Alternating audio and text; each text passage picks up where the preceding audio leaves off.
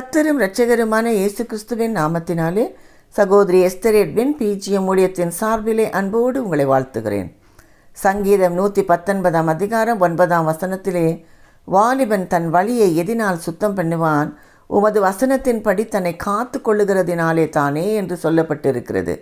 வாலிபனே, வசனம்தான் தீபம், அது வெளிச்சம். உன் வழியை சுத்தம் பண்ணி நீதி நியாயங்களை காத்து நடக்கச் செய்யும். இந்த நாளிலும் கூட வாலிபர்களுக்கு வேதம் கொடுக்கும் 3 ஆலோசனைகளை நாம் தியானிக்கலாம். முதலாவதாக, வாலிபனே உன் சிருஷ்டிகனை நினை. பிரசங்கியின் புஸ்தகம் 12 அதிகாரம் 1 வசனத்திலே, நீ உன் வாலிப பிராயத்திலே உன் சிருஷ்டிகரை நினை என்று சொல்லப்பட்டிருக்கிறது. நீதிமொழிகள் 3:6 கூட, வாலிப பிள்ளையே, உன் வழிகளிலெல்லாம் கர்த்தரை நினைத்துக்கொள், அப்பொழுது உன் பாதை செவ்வையாயிருக்கும். என் அன்பு பிள்ளையே, உன் வாழ்க்கையிலே தீங்கு நாட்கள் வருகிறதற்கு முன் கர்த்தரை நினைத்துக்கொள். அது மட்டுமல்ல, எந்த நேரத்தில் உன் ஆவி உன்னை விட்டு போகும் என்று உனக்கு தெரியாது. ஆகையால் பிரசங்கி 12 அதிகாரம் 7 வசனம் எச்சரிக்கிறது, உன் ஆவி உன்னை விட்டு தன்னை தந்த தேவனிடத்திற்கு போகும் முன் சிருஷ்டிகரை நினை. என் அன்பு வாலிப பிள்ளையே, வானத்தையும் பூமியையும் சிருஷ்டித்து உன்னையும் சிருஷ்டித்து உன்னை விலைக்கிரயம் கொடுத்து வாங்கியிருக்கிறார். ஏன் தெரியுமா? ஒரு பெரிய நோக்கத்தோடு உன்னை உருவாக்கி இருக்கிறார். நீ கெட்டுப்போய் பாவ சேற்றில் இருந்தபோது உன்னை தூக்கி எடுத்தவரை நீ நினைத்துக்கொள். என்றைக்கோ நீ மரித்து போய் இருக்க வேண்டும். ஆனாலும் உன் பலவீனத்திலே உனக்கு உதவி செய்து உனக்கு கிருபை கொடுத்து வாழ வைத்திருக்கிறாரே. வாலிபனே, உன் சிருஷ்டிகரை நினை. இரண்டாவதாக, உன்னை நியாயத்திலே கொண்டு வருவார்.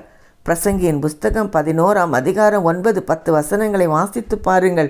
வாலிபனே, தேவன் உன்னை நியாயத்திலே கொண்டு வந்து நிறுத்துவார் என்பதை அறிந்து கொள். இந்த உலகத்திலே உன் இஷ்டப்படி உன் இருதயம் விரும்பினபடி எல்லாம் வாழ்ந்து விடலாம் என்று நினைக்கிறாயா? உனக்கு ஒரு நியாய தீர்ப்பு உண்டு என்பதை அறிந்து கொள். பிரசங்கியின் புஸ்தகம் 12 அதிகாரம் 14 வசனத்தை வாசித்துப்பார். நீ அந்தரங்கத்திலே செய்யும் ஒவ்வொரு காரியத்தையும், அது நன்மையானாலும் சரி தீன்மையானாலும், தேவன் நியாயத்திலே கொண்டு வருவார். தெரிந்து கொள். என் அன்பு பிள்ளையே, நான் செய்வது யாருக்குமே தெரியாது. என்னை நல்லவன் என்று நான் உலகத்துக்கு காட்டி கொண்டிருக்கிறேன். இது போதும் என்று இருக்கிறாயா? இந்த மாயையான உலகத்திலே மயங்கி விடாதே. பிரசங்கி 3 அதிகாரம் 17 வசனத்தின்படி, சகல எண்ணங்களையும் யோசனைகளையும் அறிந்தவர், உன் அந்தரங்க வாழ்க்கையும் தெரிந்தவர் ஒருவர் உண்டு. உனக்கு ஒரு தீர்ப்பு கொடுக்க போகிறார். நீ பேசுகிற ஒவ்வொரு வீணான வார்த்தைக்கும் கூட கணக்கு ஒப்புவிக்க வேண்டும். வாலிபனே, உலக வாழ்க்கையிலிருந்து தேவனிடத்தில் திரும்பு. தேவன் உன்னை நியாயத்திலே கொண்டு வருவார். மூன்றாவதாக, நீ விசுவாசிகளுக்கு மாதிரியாயிரு. 1 தீமோத்தேயு 4 அதிகாரம் 12 வசனத்திலே, உன் வாலிபத்தை குறித்தும் உன் இளமையை குறித்தும் ஒருவரும் உன்னை அசட்டை பண்ணக்கூடாது. உன் வாலிப நாட்கள் மிகவும் முக்கியம். தேவ பிள்ளையே, உலகம் உன்னை கவனித்து கொண்டிருக்கிறது. உன் வார்த்தையிலும் உன் கற்புள்ள நடக்கையிலும் நீ மாதிரியாயிரு. உன் வாழ்க்கை வித்தியாசமாய் காணப்பட வேண்டும். நீ ஆவியானவராலே நடத்தப்பட்டு அன்பிலும் விசுவாசத்திலும் கூட நீ மாதிரியாயிருக்க வேண்டும். உன் இஷ்டப்படி வாழலாம் என்று நினைக்காதே.